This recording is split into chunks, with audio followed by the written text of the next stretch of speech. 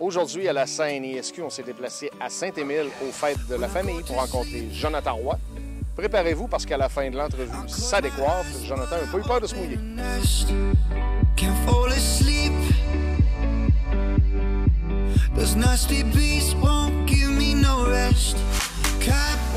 Jonathan Roy, merci beaucoup d'avoir accordé cette entrevue. Premièrement, Jonathan, on va te poser une seule question par rapport à ta carrière de hockey. Qu'est-ce que tu retiens de ton passage avec les Remparts, d'avoir été coaché par ton père et joué avec ton frère Frédéric? Ben, d'un, ça a été un des plus beaux souvenirs que je me souviens. Je peux dire ça.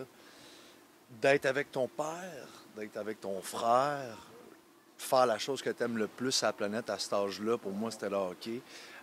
Puis partager la chambre avec lui, puis Pat, puis de jouer sur la glace avec mon frère, c'était magique. Moi, mes plus beaux souvenirs d'enfance, de jeunesse, là, le junior, là, on a eu du fun, les boys, dans les chambres, puis des road trips à travers le Québec. On s'est vraiment amusé. Parce que là, tu l'as vu jouer autant au Colorado qu'à Montréal, mais là, de le voir coacher, ça a dû être une autre vision de ton père, je trouve qu'il s'est vraiment, adapté pour ce qu'il fait, pour ce qu'il a fait dans la Ligue nationale. Aujourd'hui, junior, je ne l'ai pas vu encore. Je ne sais pas exactement comment ça a été l'année dernière ou quoi que ce soit, là, mais puis cette année, je pense que c'est sa première année qui revient vraiment comme il faut. Right? C'est comme toute l'année, c'est ça? Oui. Fait que, non, je trouve ça... je suis excité pour lui. Je trouve ça le fun qu'il rentre là-dedans. Moi, je suis plus ça. Malheureusement, je suis plus ça, mais je souhaite qu'il trippe et qu'il se fait du fun parce qu'il n'a pas besoin de faire ça de sa vie, tu sais. Non, c'est ça. Puis il le fait parce que c'est vraiment une grosse passion pour lui. Fait. Puis, il répète lui-même, je peux te le dire, il dit qu'il le fait pour le plaisir, carrément. Puis d'ordonner aux jeunes, évidemment. Oui. D'ailleurs, le fait de faire de la chanson, ça t'est venu de qui dans la famille? Ton père, ta mère ou pas du tout? Il y a quelqu'un d'autre dans la famille dont on ignore qui a une passion pour la musique? De 12-13 ans, là, mon père et ma mère m'avaient acheté une guitare puis un drum pour Noël. Puis j'ai taponné un petit peu. Puis à un moment donné, je me suis dit non, je vais rester dans le hockey. Je veux que mon père soit fier de moi. Puis éventuellement, j'ai comme eu les couilles de dire, tu sais quoi, papa, il y a quelque chose que j'aimerais vraiment faire, puis c'est de la musique. Donc, je me suis lancé dans la musique à l'âge de 17-18 ans. 17 ans, mettons. Mais j'ai tout le temps vraiment trippé là-dessus. Tu fais comme Bob Bissonnette d'investisseur, entertainer les boys avec ta guitare? Non. J'avais pas le talent à Bob. Bob, ça, c'était à Bob. Quelque chose de différent. Ouais. Ta relation avec Corey Hart, le contact s'est fait comment? Parce que, tu sais, je reviens à tes parents. Corey Hart est plus de l'âge de tes parents, de ma génération, moi aussi. Comment ça s'est fait, le contact avec Corey Hart? Dans le fond, moi, je faisais une comédie musicale qui s'appelait Don Juan. OK. Puis, avec Evenco, moi, je cherchais quelqu'un pour en fond, je cherchais un mentor. OK. Et le nom Corey Hart est venu naturellement. Okay. Et je me suis dit, gars, je vais écrire, je vais y envoyer un petit message. Puis finalement, on s'est rencontrés. Puis on est allé à Nassau, dans les Bahamas. Puis ça a juste vraiment connecté, lui et moi. Ouais. Puis, dernièrement, tu as fait beaucoup de voyages, Afrique du Sud, Thaïlande. C'est quoi que tu retiens de ces voyages-là? Qu'est-ce que ça t'a apporté? Moi, c'est ça. Moi, ça fait 2 ans et demi, 3 ans là, que je me suis acheté un VR. Puis j'ai parti sur le trip de voyager, puis de simplifier ma vie. Donc, j'avais besoin de me retrouver. J'étais complètement perdu, en fait. Puis, je pense que ça arrive à plusieurs, là, qu'à un moment donné, tout va bien, mais tu as besoin de te ressourcer. Tu as besoin de...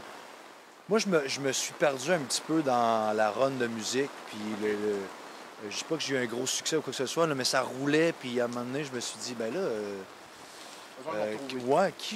qui suis-je, puis qui je veux devenir, puis c'est quoi les prochains steps, puis fait que je me suis évadé un petit peu. Avec ma femme, on est parti effectivement en Afrique du Sud, en Thaïlande.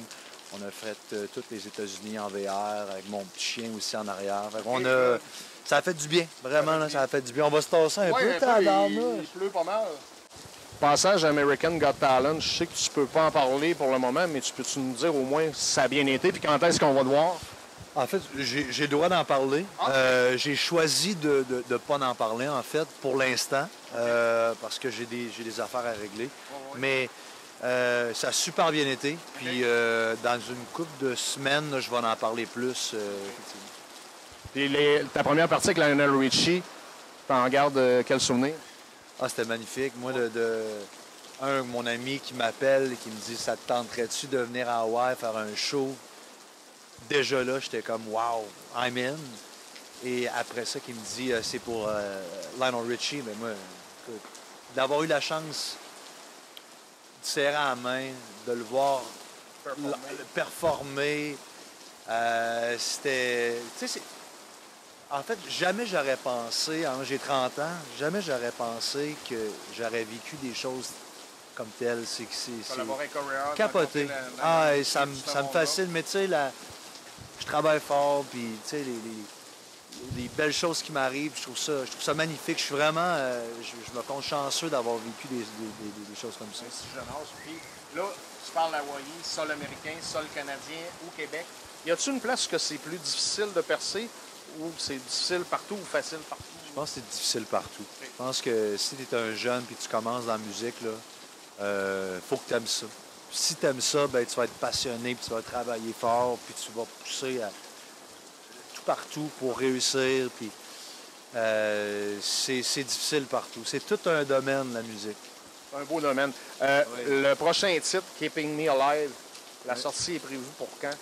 Je ne sais pas encore, c'est début août, ça c'est sûr, début août. J'ai hâte, ça fait quand même 1 an, 2 ans que ce projet-là trotte en arrière. Puis moi, j'ai toute mon équipe en marche, puis on est tous prêts. Là, c'est tout, faut tout ce qui... Everything has to align, faut que ça s'enligne tout. Exact. Dernière question, Jonathan, qu'est-ce qui s'en vient? Là, on est au fête de la famille. Il pleut, on est à Saint-Émile en plein été. Ouais. Qu'est-ce qui s'en vient pour les prochaines semaines? Là, il pleut en tabarnouche. Il y a un show à soir, j'ai hâte de voir les gens de Québec. Et écoute, ça va être de préparer la sortie de l'album, la sortie du single. Fait que j'ai bien hâte pour tout ça. Jonathan Roy, merci infiniment, et surtout merci de ta patience sous la pluie. Regarde, on fait un show de météo aussi. Oui!